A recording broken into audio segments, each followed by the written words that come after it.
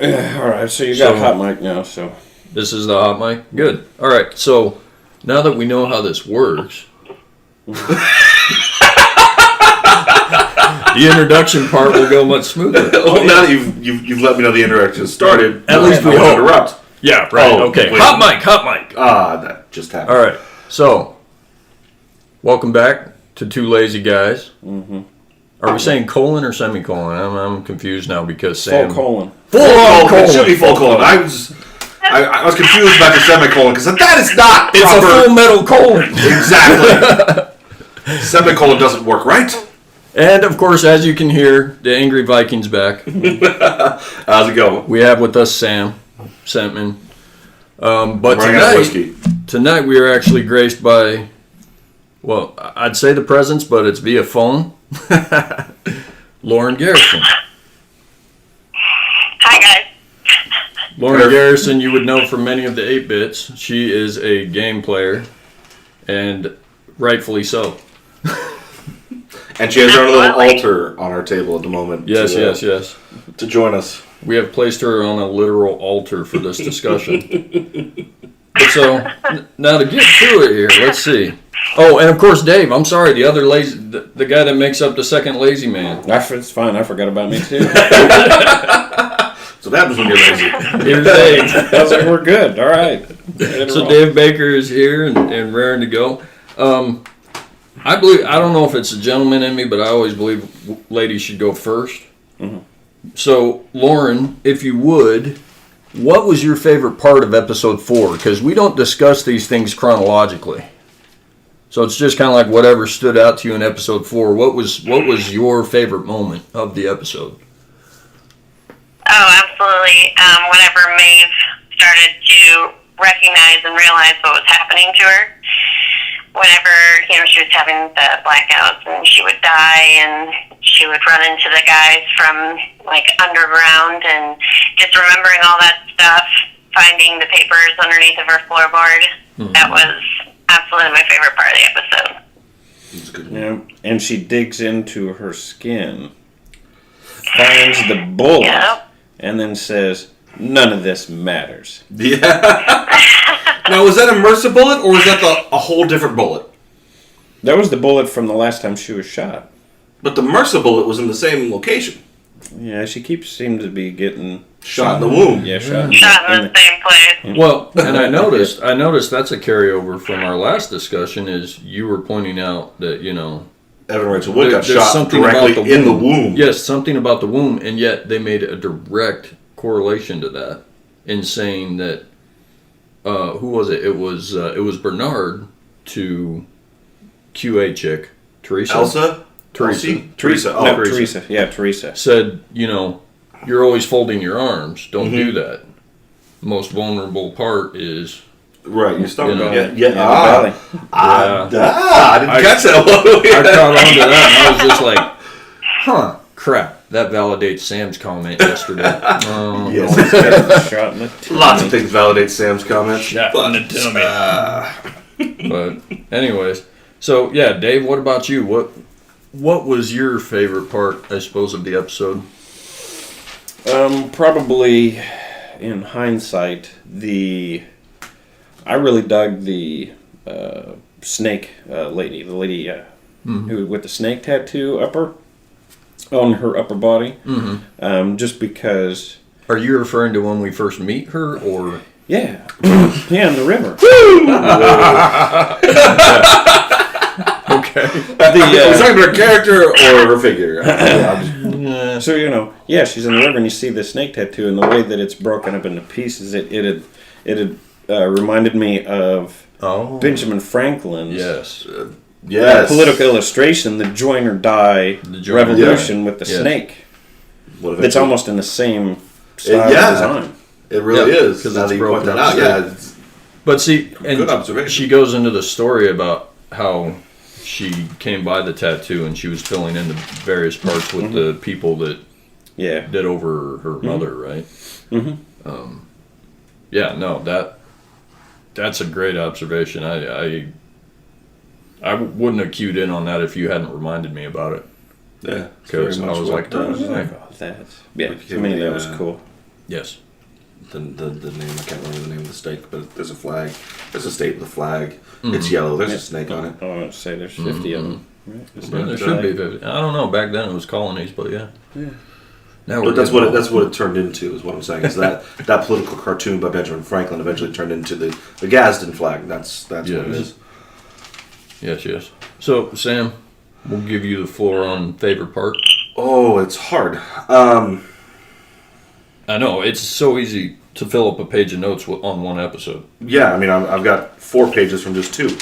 However, again, like the last time, if we want to go for my most favorite parts, it's watching Evan Rachel Wood's face change so dramatically from second to second.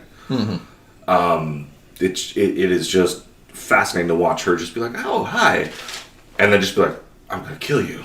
Yes, she's my God, she is the definition of bipolar in some moments because it's just beautiful, and it's beautifully the transformation is absolutely beautiful. Yeah. And that really, if we're talking for singular, I've got more, but singular, that was probably it. Okay, so now we've established that Sam is jonesing for Evan Rachel Wood. We get it. I actually think she's a very underrated actress. I think she's a fascinating. I'm sorry, I talented. thoroughly enjoyed her in Sucker Punch. Was she in Sucker Punch? I don't remember now that I say that. I don't out think loud. that. I enjoyed her greatly in Across the Universe. Across the Universe? Yes. She was in something else that just totally kicked butt. Well, I enjoyed her in True Blood. She was in True Blood 2 for HBO, where she was the queen in season 2 or something. Really? She went around for a very long time, but... I've never watched The True Blood, but I've been told I should. You would probably want to read the books, you elitist. Well, yes, I have that. The books are great. You should I stopped watching Game of Thrones after season 3. You should go get yourself a T-shirt that says the book was better. But those are usually... Oh, wait, those are for women, so yeah, you can get one. I will put this sharp pen in your eye. All right, I think the things that I enjoyed the most, if I get to take my turn, is the fact that the Man in Black was... He was basically... This was more his episode, I felt, than anybody else's. Because, as we always do, we refer to onions, right? This is an onion that has many layers. And the slow burn of it all is that we slowly get to learn more and more about the backstory of these individuals. And the Man in Black had that moment where he interacts with another guest. Because the guest is like, "Oh, hey, man, something about my sister and your foundation. Your foundation saved my sister's life." Yeah, and I'm like, oh, okay, so this man is somebody way more influential than just, I can do whatever the crap I want in this party. Well, obviously he pays enough to do whatever the crap he wants, so you would assume that he has a significant... Well, regardless of that, though, he's clearly a huge philanthropist, or, you know what I mean? Right. He's a huge humanitarian if he runs... Yeah. Which is funny, because he's running a foundation that saves people's lives and then goes into this, He's like, virtual world and just... Yeah, shut up, I'm on "Screw you, I'm on vacation." Which is a great answer. It's like, I don't want to talk about that here. It's like when we're playing GTA, you know? I don't want to talk work when I'm playing GTA, because I'm there to jack some stuff up. Speaking of GTA, a side favorite moment was the one you pointed out when he's like, "Oh, new gun, upgrade." Oh, Lauren, it goes back to how much of a video game this really is when you think about it. Lauren, man, we call him White Hat, Black Hat, but we're referring to Logan. When the moment when they're stealing the nitroglycerin. No, Yeah. they're in the house. Or are they in the... Oh, I'm sorry, they're in the house. They're in the house. The farmstead with the family. That's right, the farmstead. Yeah. And the guy, he shoots somebody and he picks up another gun and he says, "Oh, upgrade." And I just leaned over to these guys and I'm like, "Oh, look, it has a damage of 357 versus my crappy 110. Throw it to the side type thing. I am so excited for Red Dead Redemption 2. Ooh. Other podcast. Well, no, we're kind of all over the place. That's We why are a we little put bit. the hard metal colon in there. The hard metal. So, Yeah. let's see. You got to have an industrial strength colon. Indeed. To handle this garbage or poop. And that is why we brought Lauren along. Yes. She can handle this. All right. So let's see. Now we start to go down the list here a little bit. Let's see. God, it's almost like where do you start? Because I think I'd like to just stay with the Man in Black for a little bit. Okay. Because like I said, it was pretty Man in Black centric. It was, and the maze was very central to it. Well, yeah, that's because that is his sole purpose. He wants to figure out how to beat the game or get to the end of it, right? All right, so on the subject of Man in Black, why does Lawrence still have the noose on him for the first half of the episode? He just rides around with a noose around his neck. I noted that. I wrote down. Yeah, right. I pointed this out. Yeah, exactly. And I made a note of it, too. I don't know if Laura noticed this, but I wrote down, Lawrence never takes off the noose until they put him in front of the firing squad, and after that, he's wearing his blindfold around his neck until he's, hanging upside down. Foreshadowing? They're almost being foreboding. Yeah, right. And consistency, because it's like you take the noose off. Where did we find Lawrence with a noose around his neck and a blindfold on his eyes? You take the noose off, you put the blindfold on. But see, that means he's always got the specter of death. On him. Okay, but see, the thing that interested me the most when it came to Lawrence and the Man in Black, I mean, from the moment these two get together, it's very evident they have history. Not to Lawrence. Yeah, not to Lawrence, because he's been rolled back a couple times, right, so to speak. But the Man in Black has an interest in him, right? And just like he has an interest in Dolores that we originally perceived as being sexual, but now we think is not sexual, is more goal oriented. Right. Yeah. Yeah, and so this is what I wrote. Why all the interest in Lawrence? What is their history? That was like my big question. I just jotted that down really quick because he's drawn to Lawrence. He knows him. They've had past adventures, obviously, because in the past episodes he's like, I know how you pee, I know how you drink, I know how you do this. But it wasn't until he scalped the dealer and saw the maze that the dealer directed him to Lawrence. So he's had relationships with Lawrence in so many different incarnations prior to his end goal that he's going through. Exactly. Mm-hmm. And that's what I was keen into in this, because we delved a lot more into the Man in Black, I thought, in this episode than anything else. Well, I think about half of it was him, really. And come on, how many times has he pulled off the one match scenario?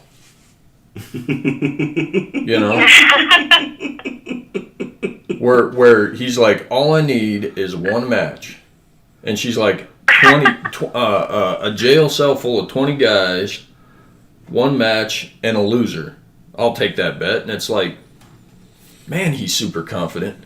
But then he when he lights the match, it's like a signal to the people in the tower. I don't know what headquarters. Yeah, we need pyrotechnics right now. Yeah, we just had this call in for 2 pyrotechnics or something like that, and I'm like, okay, how many times? Which implies that they can allow the dynamite to detonate or not. Well, when that dude's head blew up was just fantastic. When he got far enough down to the cigar. This is a trick cigar. It's going to blow up. Oh, no, it's going to blow your entire head off.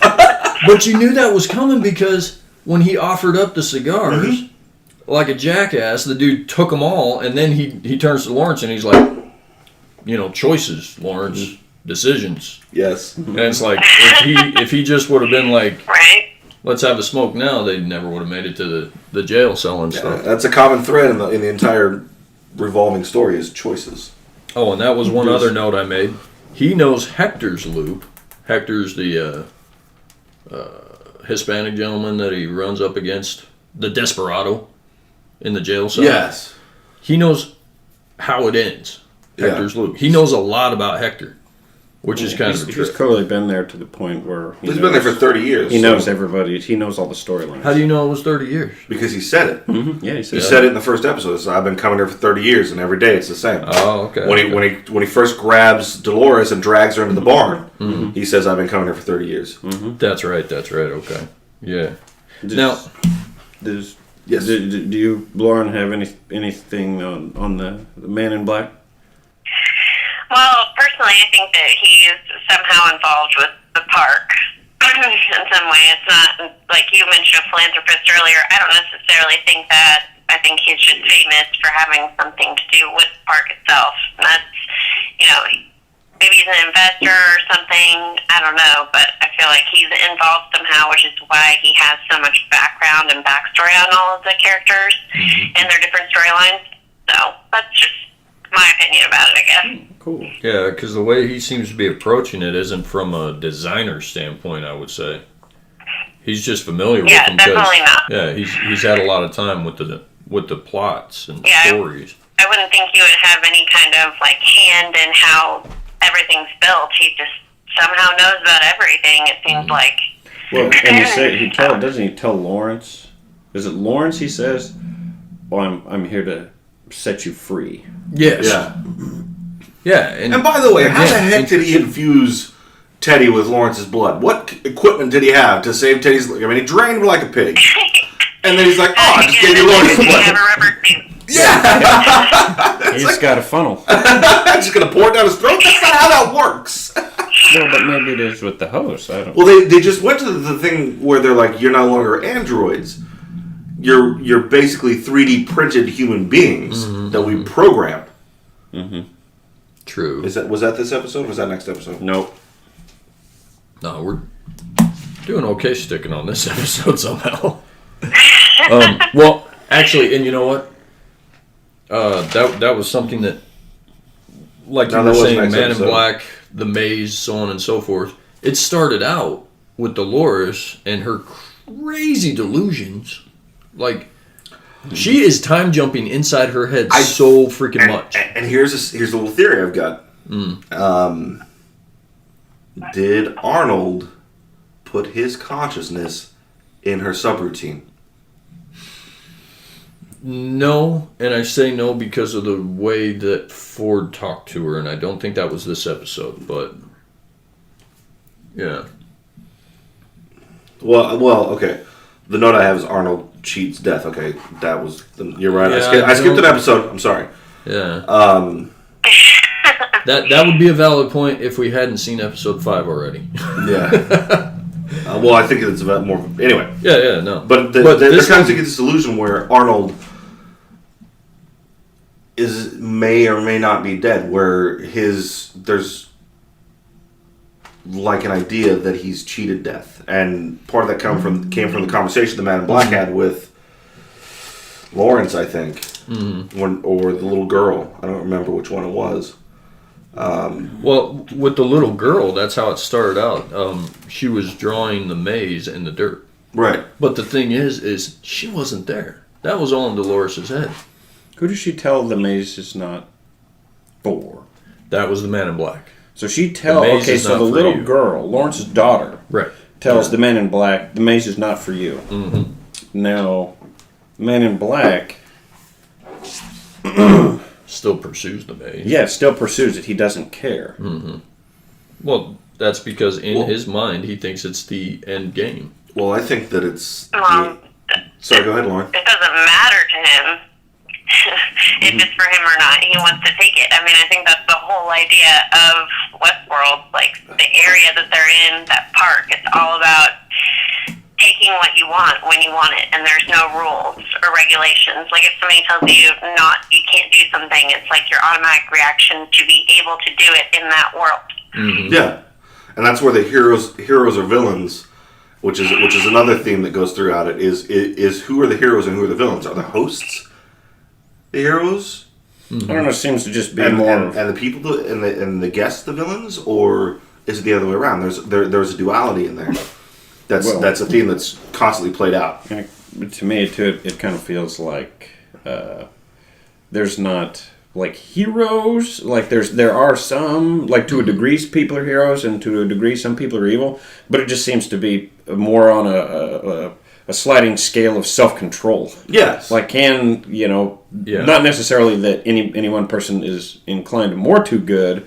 It's just can they control their impulses, their baser impulses. Enough well, I mean, this sort of really is just the whole show in itself is a study in philosophy. There's so many philosophical things that are brought into the storytelling. And I don't know if anybody else has viewed it the way I have, but it honestly strikes me the same way The Walking Dead does. Because it brings into question your morals. Yeah. Like you're saying, Lauren, I mean, it is. It's like playing Red Dead Redemption or GTA. You get into a situation and it's like, well, this is getting boring. I'm going to get 3 stars. Make it a little more interesting. Yeah, I keyed in on that comment because Logan says to William, he's like, go Black Hat with me. Mm-hmm. Or, in this case, get a few stars. Mm-hmm. You know? Yeah, no. It's like, well, yep. There's that for sure.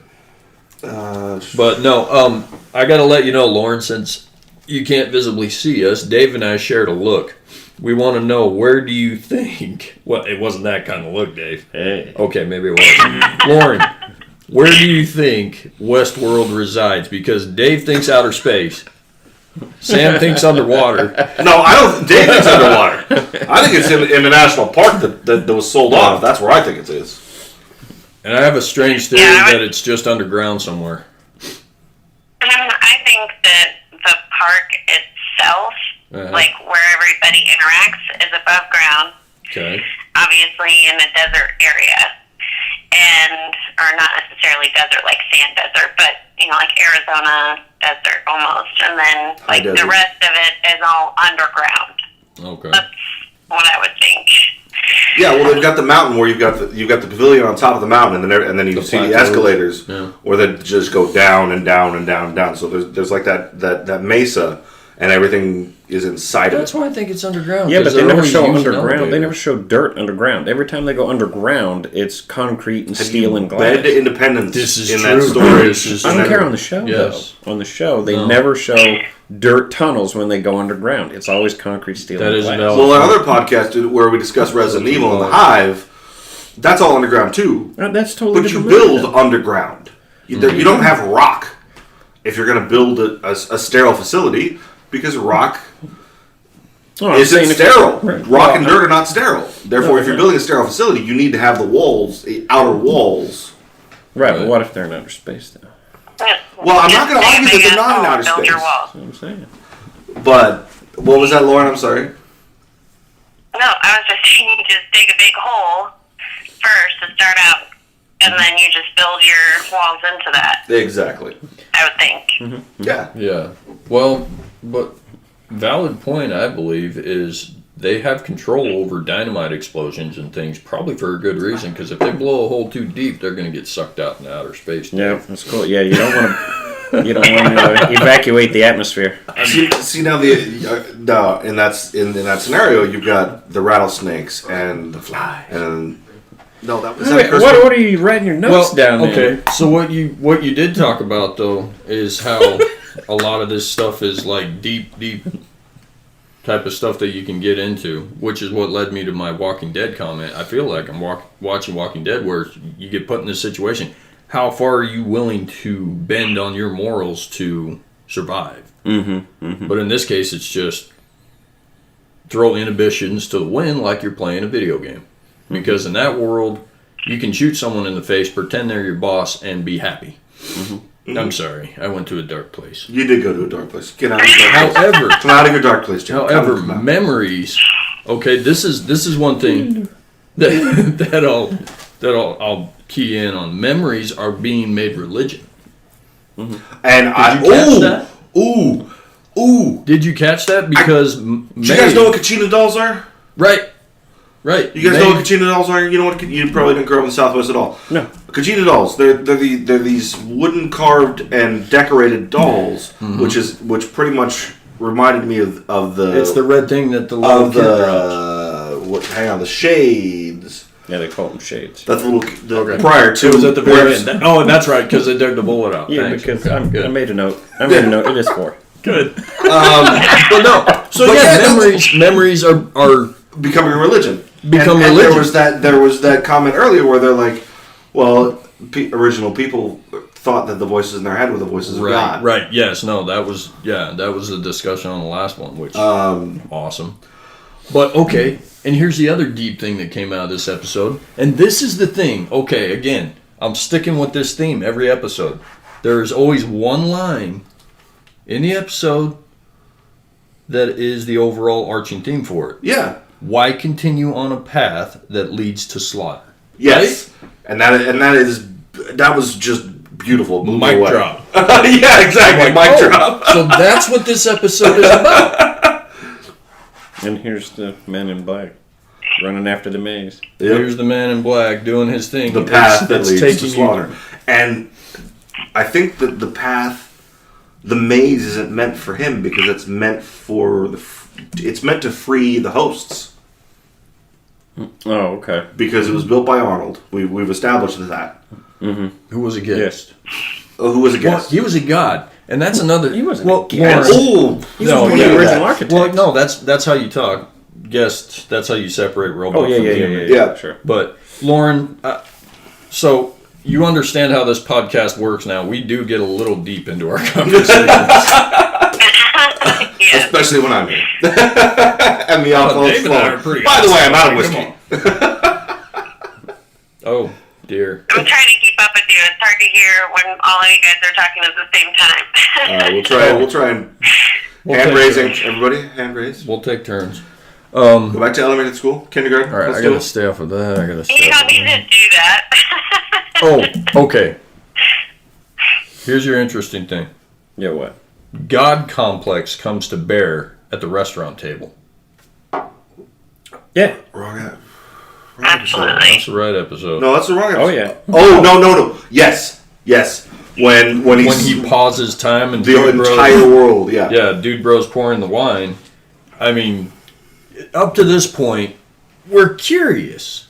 We're only curious about whether or not does Ford suffer from a God complex or not. Because he is constantly going into his own world and making it pause, right? And here's the thing that kind of freaked me out. It's like, okay, when he did the rattlesnake thing, when he's done everything else, the host can see him. So his motion can be something that controls them. Mm-hmm. However, when he does that at the table, suddenly that motion, because when the wine starts overflowing from the glass, you see that his finger's pointed and kind of off to the cocked to the side. Mm. So he's obviously done a motion with his hand that we've seen him do before. Like he's using a Wii remote. Mm-hmm. Right. But suddenly, instead of it being something that, the host looking at him responds to, every host within who knows how far radius is suddenly paused. Right. Well, the first one that sees it can just act as a repeater and send a signal through the system to the other ones. True, but what... If he coded it that way. Fair enough. Okay. All right. If you register this signal... Well, that seems put it on the thing. There's a lot more talk does that mean that when he paused the rattlesnake with a little boy, that the entire park froze? No. No, because maybe there's a different signal that makes it repeat. Because he did this. Mm-hmm. He did you can't see us, but I'm pointing up with my index finger as opposed to pointing to the side, which is what he did when he froze everybody. So okay, all right, cool. So with the God complex thing, though, another key thing that I had to write down in that exchange between him and her name's Teresa, right? Yeah. Yeah. The QA lady. Don't get in my way. Lauren, was that delivered like a death threat, or was that just me? I love her. Who said that to him?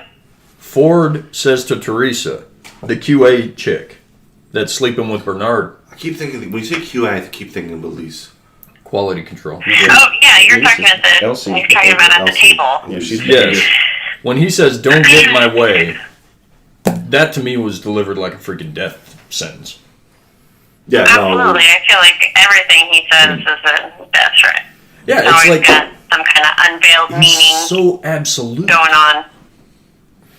This episode, we got to kind of see that signature creepiness that Anthony Hopkins has in that scene, where it's like he's been kind of a little creepy, but in that scene he just got really scary creepy. Well, it was the complex, God complex coming to roost, that just classic Anthony Hopkins. We're like, oh yeah, he's just a small little Welsh guy with a really wonderful he's smile. Definitely not crazy. And then you're just like, oh, he's going to murder us all.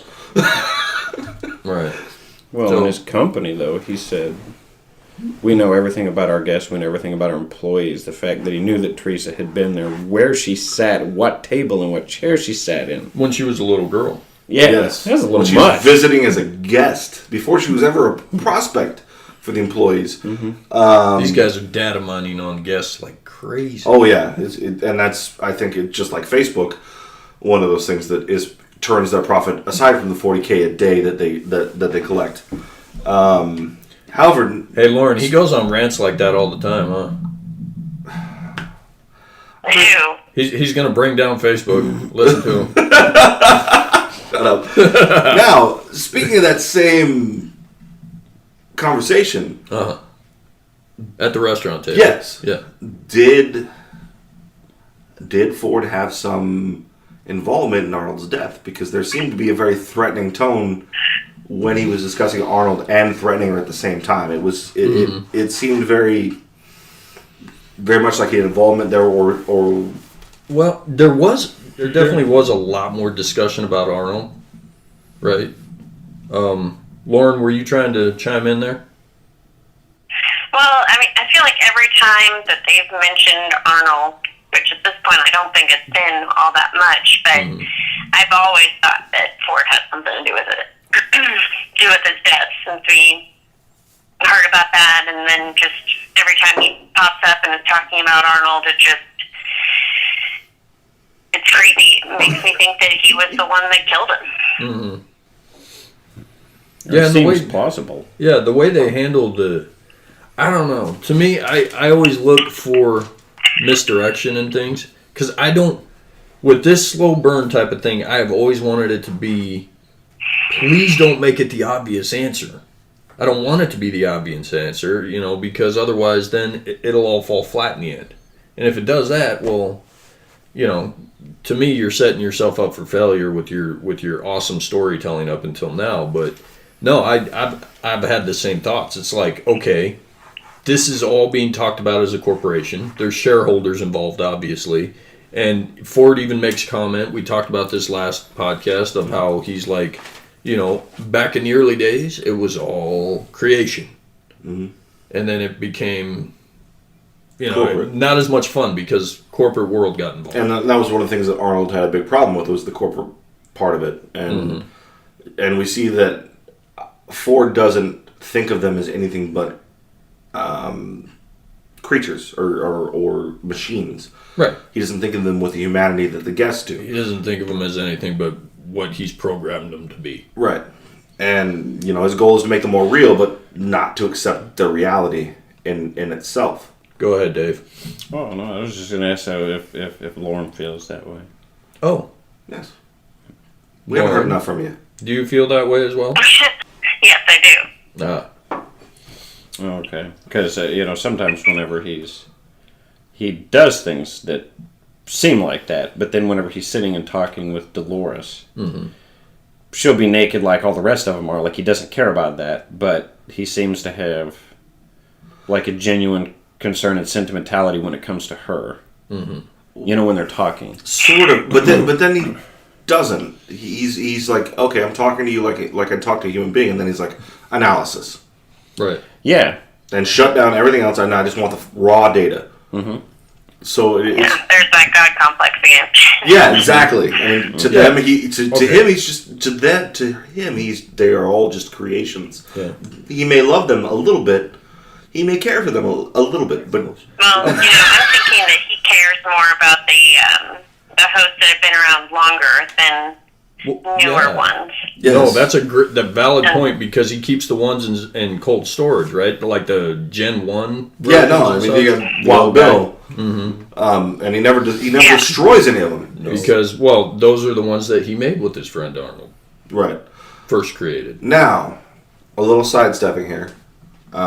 We do that all the time. We got two Young Guns references that just made me smile a little bit. And go ahead. No, go ahead. Well, there was a moment when we're talking to Snake Girl for the first time. Mm-hmm. And she's talking about the horned masks and all that from Wyatt. Mm-hmm. And then she's like, they cut her from her sex, or from her throat to her sex. Mm-hmm. Just like Lou Diamond Phillips talks about finding his mother, who'd been cut from her throat to her privates in Young Guns. I mean, it was just like, they just changed one word from that entire storyline. Mm. And then you had the reference where William, Mr. Little Guest White Hat, right, suddenly referred to as Billy. He did not appreciate that. He did not appreciate that. Right. But from some tales of Billy the Kid, he didn't like being called Billy either. He liked being called William Bonney. Oh. And, whether that's fact or fiction. Mm-hmm. Sorry? Go ahead. Well, I was just going to say... No, she was chiming in. Yeah. Go ahead, Lauren. Oh, no, I hadn't realized that, so I was just thinking about it. I just made a noise. I watched Young Guns a thought about lot. it from that angle before. Oh, okay. Well, I don't know. Maybe, I don't know if you noticed, or maybe thought anything about this too, Lauren, was I kind of was curious as to why whenever the Indian girl dropped the doll, Maeve runs up, sees it, it's this, what is this? And then gives it back to the girl. I was curious, why do the Indians get to keep things that clearly everybody, the Tex and everybody else are so eager to scrub out of the world that point to their existence? I don't think that the doll was real. Oh, you think Maeve might have just imagined it, or like projected the vision of it? Except for... Yeah, to me, that seems like a dream sequence almost, because she had just made it up inside her head. I mean, it seems like the host tend to do that. They have those weird, where dreams seem like reality, but they're not. Kind of like what's going on with the Lord. Kind of like that. However, you had the soldier, right. who was like, "Don't worry about it. It's something they worship. Part of their culture. It's part of their culture. You'll never understand." Which leads into the end of the episode where she traps Mr. Wonderful Leather Cowboy Hat. Hector. Mm-hmm. I'm sorry. That hat with all the Hector scroll work inside the leather is that was fascinating. Awesome. That hat is awesome. I've always admired his vest. Yeah, that's a cool vest. Yeah, it really is. He's got one of the best costumes in the entire show, really. Wow, this is talking a lot to how we feel about costumes and clothing.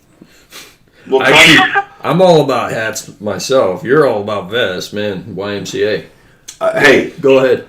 As an actor, I'm very particular. You have an appreciation for costumes. I'm very particular about costumes. I've gotten into some arguments with costume designers, and like, this doesn't feel like tells like as much who about I the character. want the character to be. Right. So when you see when I see his costume, obviously Dave felt the same way. It's like that's awesome, because he's like all in black, and then he's got these like knee-high brown boots, and it's just like.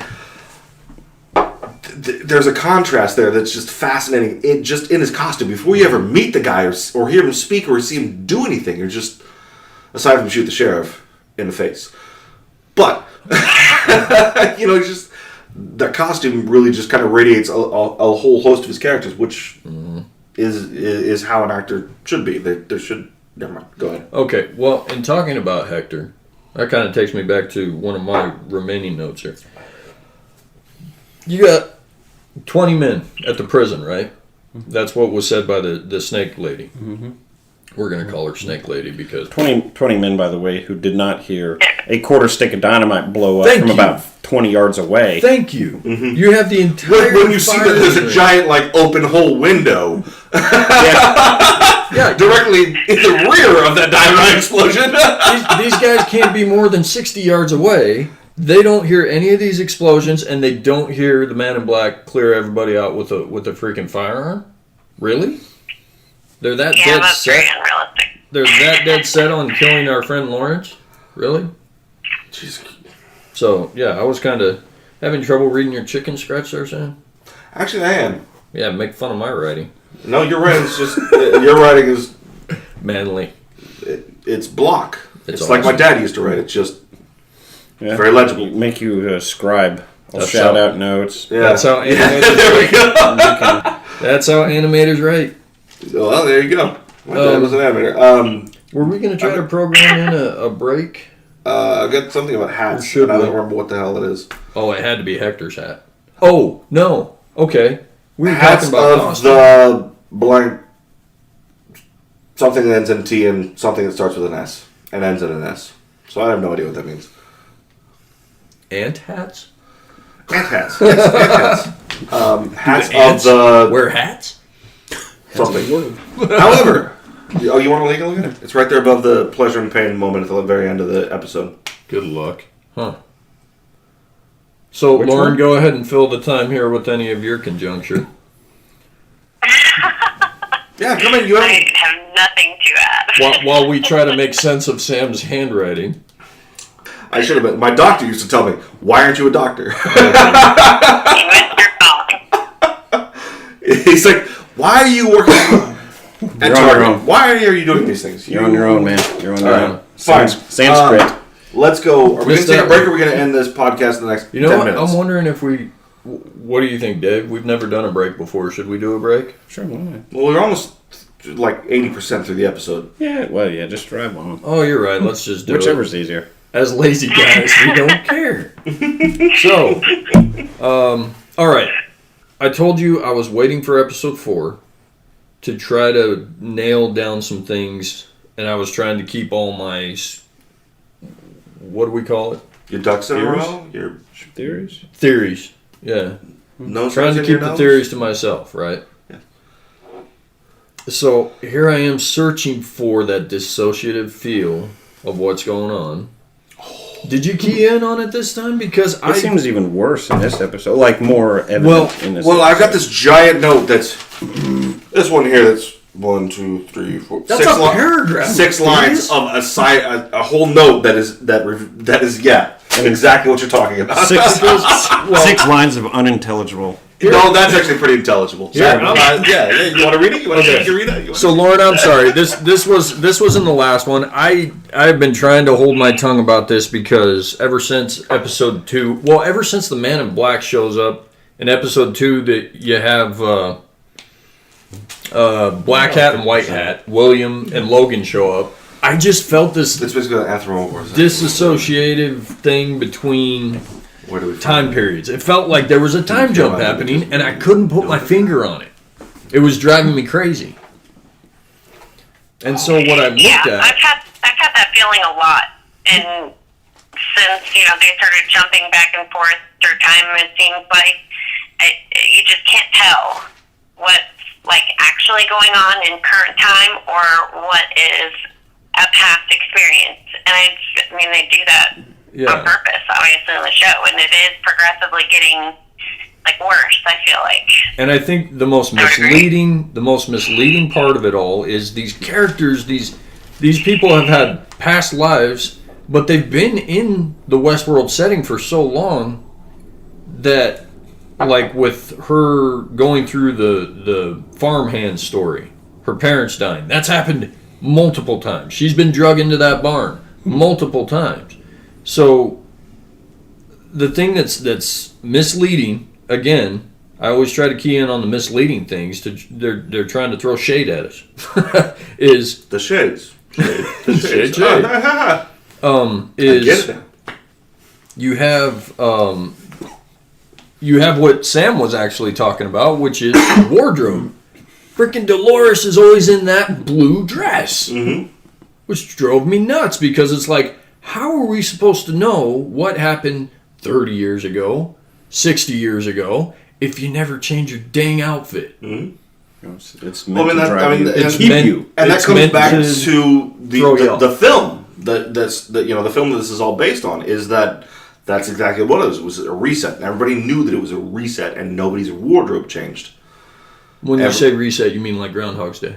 Like every night. Yeah. In the original show, there wasn't a continuous story. It was like every night everybody went to bed, and They wake up in their knickers and put on the same clothes. yes. Okay.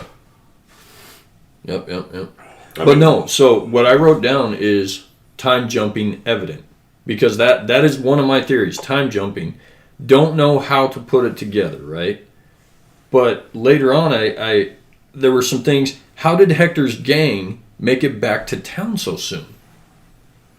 Because when Maeve comes into play, you had the two guys that were in Hector's gang that was way in the crap over here with William.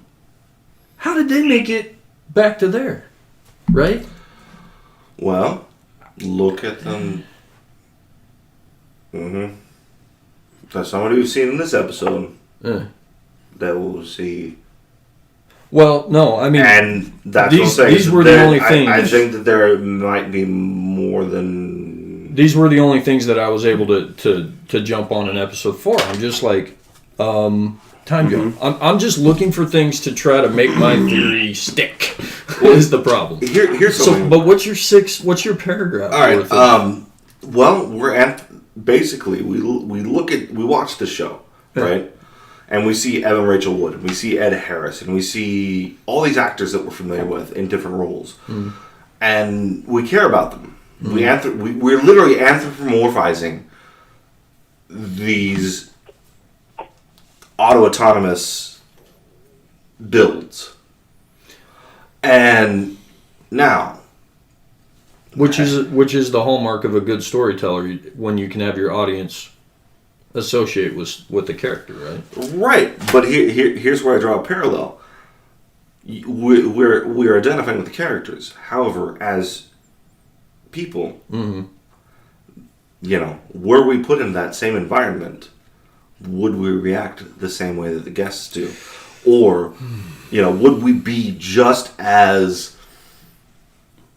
inconsiderate and just murderous and vile to these creatures because we understood that they're just constructs, that they're not living beings, that they're not animals that we can hurt, they're not people that we can hurt, they're just objects. And see, to me, with episode 2, and Lauren, actually, go ahead and answer that question, because to me, as a gamer, this is a fairly easy thing to respond to.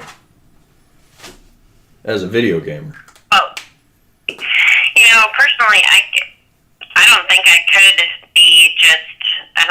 get into the idea of the park. Me personally, I would not do very well in that environment because, I'm telling you, I freak out over roadkill on the road and people hitting dead animals. It's not the same thing, but it's a similar concept. I don't think I could deal with that. On a TV screen, it's quite different. Doing and living it in person, it'd be too much for me. Yeah. If that was the direction you were going. That is exactly where I was going. Is, when we do it in GTA 5 or any other, Dark Souls or any game where you can kill an innocent bystander. Red Dead Redemption. Time out, put them on the train. It's one thing to do it on a screen. It's another thing to do it in person. And so it to me it creates this weird little philosophical void where you're like, okay, well, these are just they're just live action video games. How many people can actually go into it and be like, all right, well, it's just a video game. However, I'm holding a real gun, I'm shooting a real bullet at this thing. Does that thing exist, or is it just an object? And see, if you go back and you listen to episode 2 on backwards nesting, Dave and I discussed this at great length. Yes, a callback is that episode 2 was brilliant because you got White Hat and you got Black Hat. Black Hat's been there a lot more. Episode 2 is pretty much the beginning of the film. Movie, exactly. But he's far more familiar and comfortable with the setting that he's just like, okay, I'm going to stab this dude in the hand because he's annoying the crap out of me. No normal person's going to do that. No Lauren's going to do that. No. Right. And for the people that come into the world, in the callback, scenario, I had said that the park caters to that. The violent tendencies. Because if you look, all of their, whenever they get off the train, everybody's assaulted with all these potential storylines. Right. And all of them involve bounties, going to war, blah, blah, blah, blah, blah, hunting down somebody. There's only one old dude who's like, I got a treasure map. Like the one dude that isn't about killing people. Right. And they stab him in the hand and just shove him to the side. I like that. You Really really great observation, really. this is for everybody listening out there. If this is your first one that you're tuning into, go back to episode 2 and 1. And 3. They're gems. Wait. Shut up. Do 3. Just because I'm not there doesn't mean it's not more entertaining. Because I'm there, it's more entertaining. This one is becoming my favorites for the simple fact that Lauren's involved. So, Sam. Well, it's my favorite because Lauren's involved too. I miss that woman. She's a fantastic girl. But yeah, so what other notes do we have to cover? 'Cause I feel like we are kind of coming to the close on this one. My last note Shoot. is when digging the bullet out of her at the end becomes sexual. Well, that goes to Dave's comment, right? Yeah. None of it matters. She said, none of this matters, and then just is like, I'm going to kiss this guy, Well, no, explode into passion, and go out in a hill of bullets. it's the visceral Bonnie and emotions. Clyde, man, That Bonnie does and sound Clyde. funny, yeah. It is the visceral association that we have with violence, pain, and sex. I mean, you look at, what is Sherman's March to the Sea, to put this into context, famous for? Rape and pillage, murder, sex, violence. Was this kid friendly? I forget. Nah. Whatever. Go Well, I ahead. haven't cursed yet, Yeah. like the last one. The show is I'm not saying, necessarily kid friendly. I'm saying that there comes a point where like there's that weird sexual tension, and then he slices her open, Well, no, digs she the bull- sliced herself open. Well, with his help. She had to tell him, don't be the first one I've ever had to tell a guy twice to put their hands on me. Except she grabbed it she in cut his herself hand. open. No, his hand was holding the knife, and she grabbed his hand. Negative. She grabbed the knife from him. She took Yep. full control of that knife, She had put two her hands. cigar on there, Those hands. making it nice and hot. She stabbed herself, Then- and then he had to no, rip I was- off his glove to dig it out. I was pretty sure that he was still holding the knife. She put the cigar on it. And Well, then see- she put both of her hands around his hand on the hilt Lauren's the wouldn't do it. No, tiebreaker. she took it. and pushed into her. Wait, no, we're two. Go to the judge. We're the tiebreaker. No. Yeah, Lauren, go to the judge. Do you remember it as her? The way I remember it is where where he was still holding it and she had her hands around his on the hilt. Oh, That's it's a the way I split remember decision. it. It's a split Thank decision. you, Lauren. Great. We're gonna have to go back and watch it now. But anyways, we won't get caught up in that because I'm too lazy. But as he's driving his hand into her to pull the bullet out, there's this weird the sound that she makes is both pleasure and pain. And then it comes back to that full loop. That's my big kinky. Well, no, I didn't know you were into that. we're not to discuss what I'm into. Go what on, we're Lauren. going to discuss is the French call it la petite beauté. It is pleasure and pain. That is what sex is. We should cover our ears now. Earmuffs. And Earmuffs. Earmuffs. yeah. I'll just talk. You guys all That's plug great. your That's ears. great. That's great. It was just a really interesting scene because of just like Evan Rachel Wood's facial expressions. There were so many subtleties to that scene that weren't just what you saw unless you were paying attention. Yeah. Unless you were watching it and seeing them, it's just like it was. I thought it was a great way to end it too. I really am admiring the show in itself because of all of those subtleties that, and I hope that, unlike the network destroying Game of Thrones, that they continue on with those subtleties because those subtleties make a story more interesting. The book was better. No, We get it. Shut up. Doesn't Westworld and Game of Thrones have the same composer? Yes, they do. However, you were absolutely right. that's the next. Yeah. Composing. I really love hearing like the last 20 years of pop music and heavy metal and alternative stuff being played out on a classical Oh, the ballroom piano. Yeah, the Western twang. Like when we had Coldplay and we had something else. 9 Inch Nails. A lot of well, that's the next episode. I wasn't going to bring that one up. There's a lot of Radiohead. There's been like 2 or 3 Radioheads. Mm-hmm. And it's just being played on that tinky little saloon piano. It's just really fascinating to hear. Cool. So, Dave, closing thoughts? Yeah, I thought that was incredible too. No, I'm good. Lauren, No. What do you got to take this home? Besides music being incredible. What? I'm sorry. What do you have to take this home? What are your closing comments? My closing comments? For episode 4, I should say. I'm just ready to keep going. I want to see what happens after the bullet situation with Maeve, and they obviously died, right? So I want to know what happens with Maeve. I feel like that's going to be an important arc along this story that we're all on. That is a valid point. And just more about the Man in Black, getting all of his backstory. I'm just excited to keep moving forward. Yeah.